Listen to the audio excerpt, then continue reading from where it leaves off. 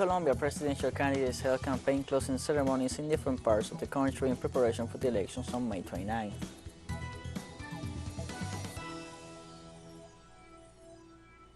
The United Nations warned of a new historical record of forced displacements in the world.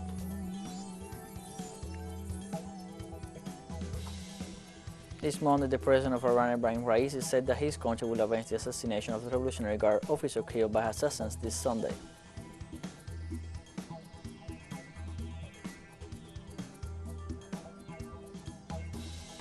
Hello, welcome to From the South. I'm Luis Alberto Matos from the teleSUR studios in Havana, Cuba. We begin with the news. In Colombia, the presidential candidate for Pacto Histórico, Gustavo Petro, held his campaign closing ceremony in the capital, Bogotá.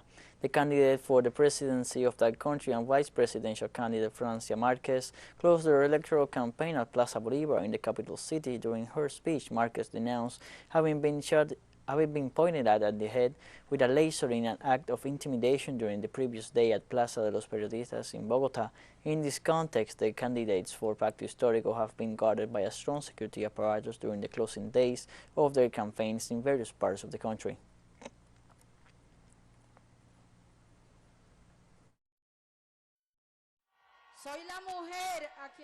I am the woman who last night was targeted with a laser beam, causing intimidation, causing fear, the same fear that they have not only tried to generate in us, but the fear that they have planted in our people, in our country. In this context, during his speech, Gustavo Petro, presidential candidate for Pacto Histórico, denounced the state violence that plagues the country. We cannot continue with this eternal and infinite violence that seems to devour the whole of society. Every day of massacres, every day of deaths of social leaders. We cannot continue with such much incapacity by governments, with so much indolence in those who run the country, more interested in extending their wealth, more interested in greed than in taking care of their own people, than in solving the fundamental problems of the Colombian society.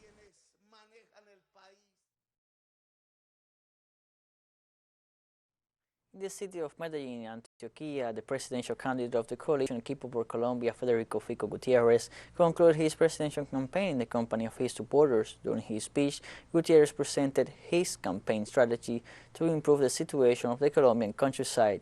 Let's remember that this coming Monday, the last debate of the candidate is scheduled for the presidential elections of May 29th.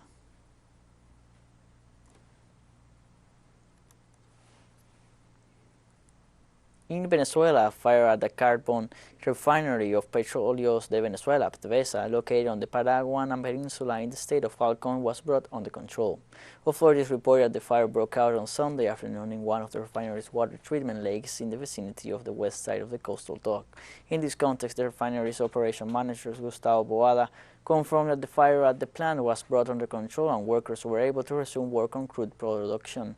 They also reported that there were no injuries and the event did not compromise any of the plant's operations.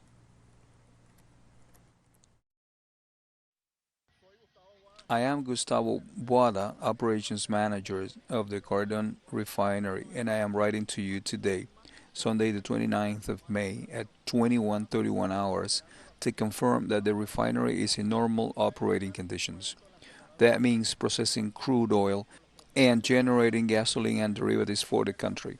At 5:30 in the afternoon, we had an event which was controlled according to the procedures for this type of event, with no material or human losses. Guatemalan indigenous Juana Alonso Santizo, who was accused of kidnapping and jailed in northern Mexico, returned to her homeland as a free woman after spending more than 7 years in prisons without a trial. Netzai Sandoval, head of the Mexico's Federal Public Defender's Office, said a court ordered Santizo's immediate release and ruled there was no consistent evidence against her. Sandoval, whose office took charge of defending Alonso in 2021, contended she was tortured and forced to sign a confession that she did not understand because she couldn't speak Spanish. The Mayan Sioux woman left her San Mateo Ixtatan village in 2014 seeking to migrate to the United States. She was detained by immigration officials while in Reynosa, a Mexican border city and one of the main smuggling points in Tamaulipas state.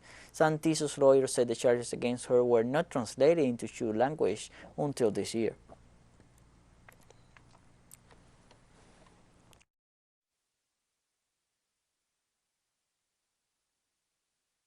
Pero gracias a Dios, But thank God now I am free and I am very happy now with my family. 8 years without seeing them. In this context, Guatemalan Minister of Foreign Affairs Mario Bucaro stated the country will accompany Juanita Alonso so justice is done in her case. It cannot stay like this, and the best guarantee is that I am here. The best guarantee is that I accompany Juanita, and Juanita knows that we've been working together, and the best guarantee that it cannot stay like this is that we are present here, showing our faces. We're giving all the necessary elements to be able to move forward, to talk with the National Human Rights Commission, with the state of Tamaulipas. There is also a specific law on compensation. We're taking a short break now. Join us again after this.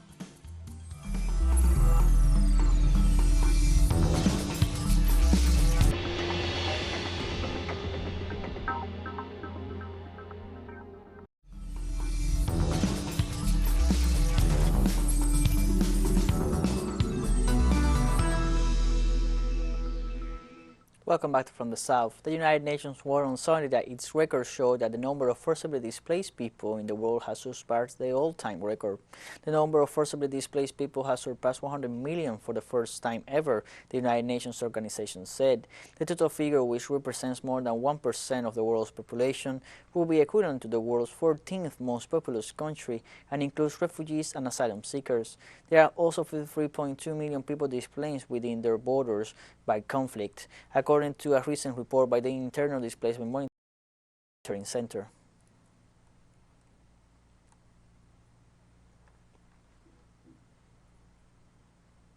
The World Health Organization reported that 92 confirmed cases and 28 suspected infections of monkeypox have been detected so far in 12 countries. The organization said it continues to conduct epidemiological investigations as they have so far not been able to establish travel links to endemic areas that could explain direct transmission of the disease. The 92 cases were detected between 13 and the 21st of May this year. The most affected countries are Spain, Portugal, and the United Kingdom, with 21 to 30 cases confirmed, while the United States, Canada, Australia, and France have confirmed 1 to 5 cases, with having the highest number of cases between 11 and 20.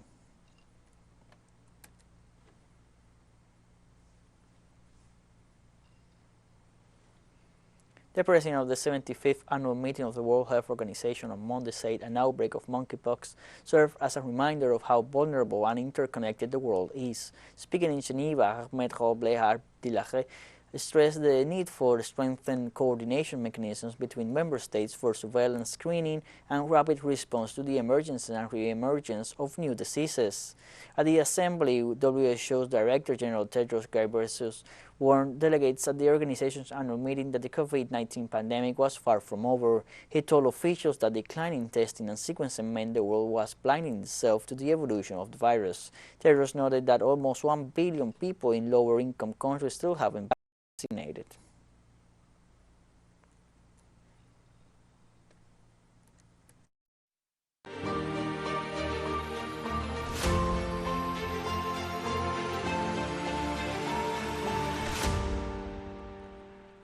Russian President Vladimir Putin met with his Belarusian counterpart Alexander Lukashenko in Sochi on Monday to discuss bilateral integration and cooperation in the midst of the conflict in Ukraine.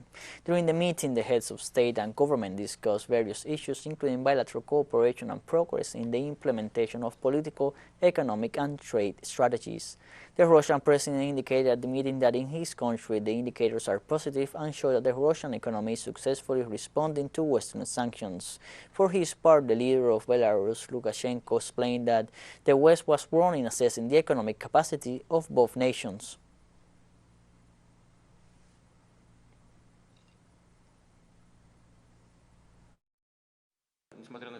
Despite all the difficulties, I would like to know that the Russian economy is withstanding the sanctions, and withstanding it quite well.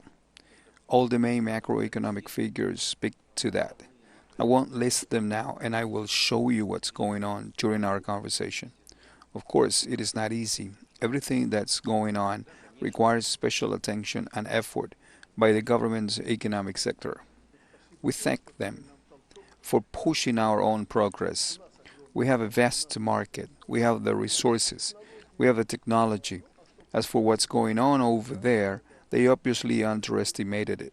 They were living, reading their own media outlets, and that's why they get inflation and everything in between. And still, they blame Putin for everything. The advancement of Russian troops in Ukraine have triggered desperate reactions on the Ukrainian side, as Andrei Shevik, mayor of Energodar, suffered an assassination attempt, and artillery attacks have likewise increased in recent days.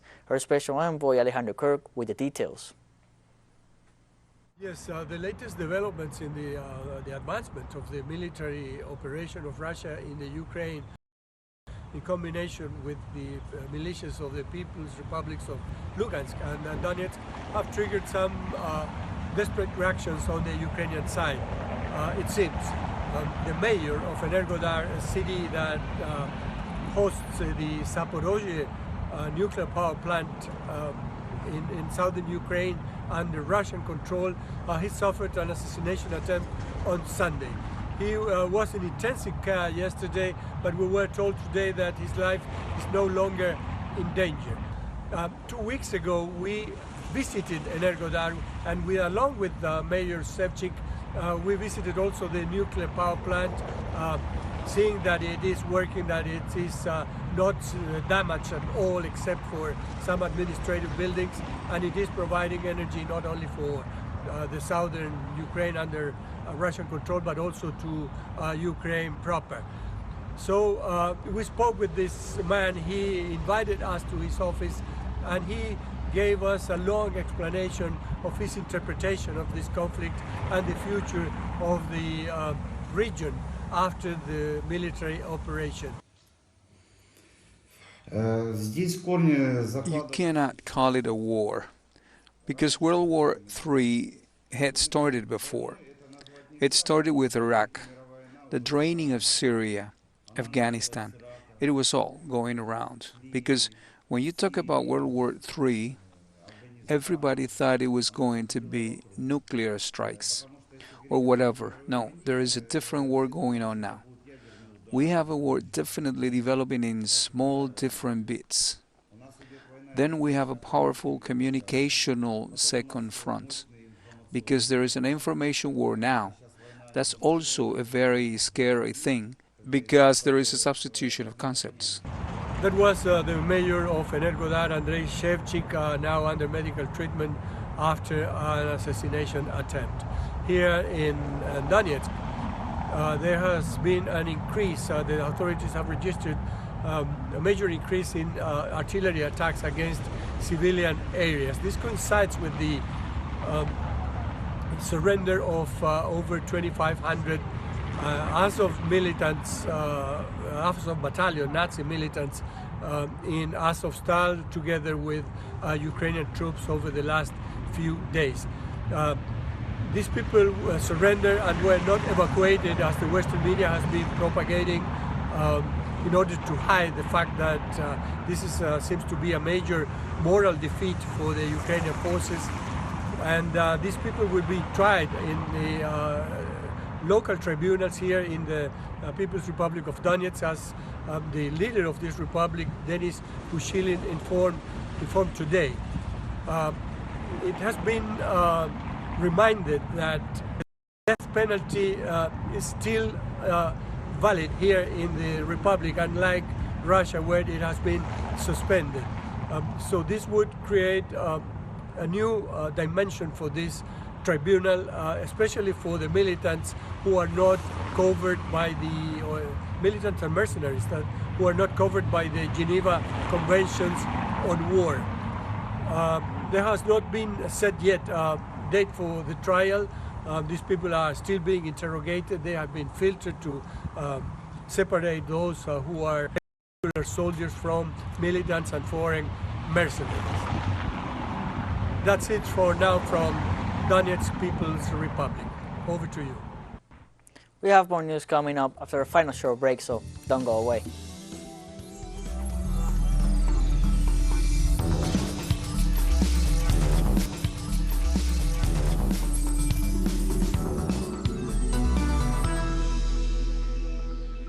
Welcome back to From the South. Iran President Ibrahim Raisi warned on Monday that his country will avenge the killing of a Revolutionary Guards colonel who was shot dead in Tehran. Hassan Sayed Kodai was shot dead outside his home by assailants on motorcycles, in a killing that the government blamed on elements linked to the global arrogance, its term for the United States and its allies, including Israel. It was the most high-profile assassination inside Iran since the November 2020 murder of the top nuclear scientist Mohsen Fakhrizadeh. There has been no claim of responsibility for the killing so far. The Islamic Revolutionary Guard Corps described Kodai as a defender of the sanctuary, a term used for those who work on behalf of the Islamic Republic in Syria or Iraq.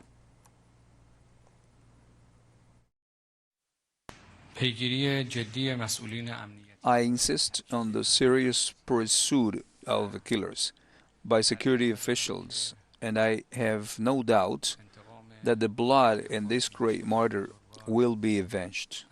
There is no doubt that the hand of global arrogance can be seen in this crime.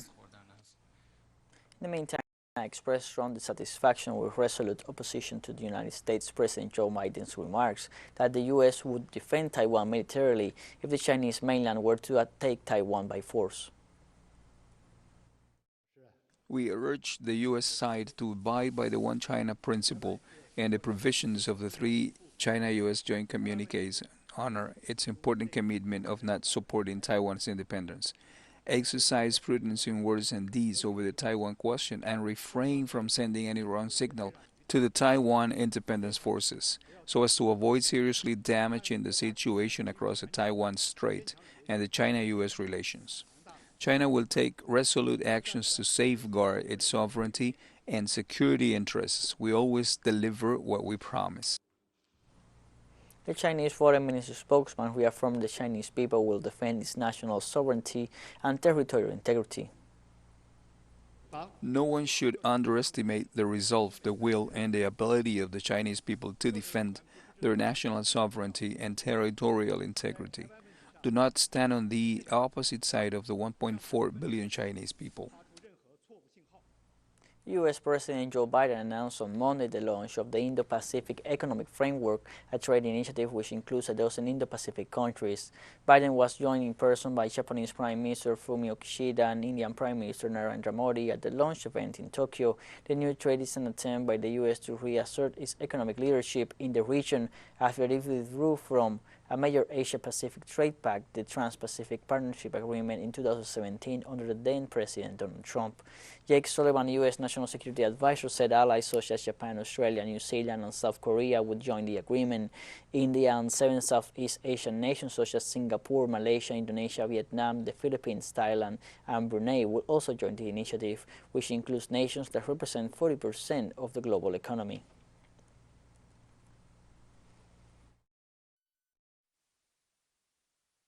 And after this, the United States and Japan, together with 11 other nations, will be launching the Indo-Pacific Economic Framework. This framework is a commitment to working with our close friends and partners in the region on challenges that matter most to ensuring economic competitiveness in the 21st century. And after this, at least 7 people were killed and 3 seriously injured in a ferry fire near the Royal Harbor in the Philippine province of Quezon on Monday. Local media quoted Coast Guard spokesman Arman Balilo as saying that the fatalities are 5 women and 2 men. 120 people were rescued alive, while 7 more out of a total of 120 passengers and 10 crew members on the boat are still missing. The boat, Mercraft 2, had left Polillos Island at dawn and caught fire less than a kilometer from the Royal Harbor.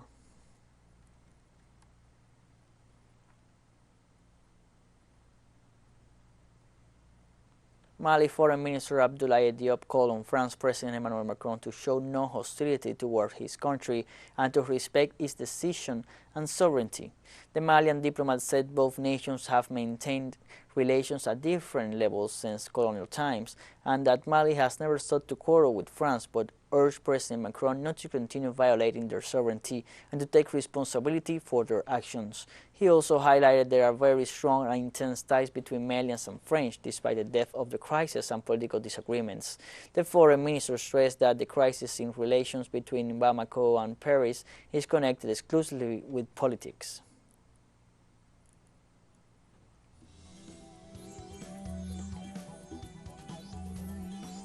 And we have come to the end of this news brief. Remember, you can find these and many other stories on our website at telesurenglish.net. You can also join us on social media, Facebook, Twitter, Instagram, and Telegram. For TeleSUR English, I'm Luis Alberto Matos. Thank you for watching.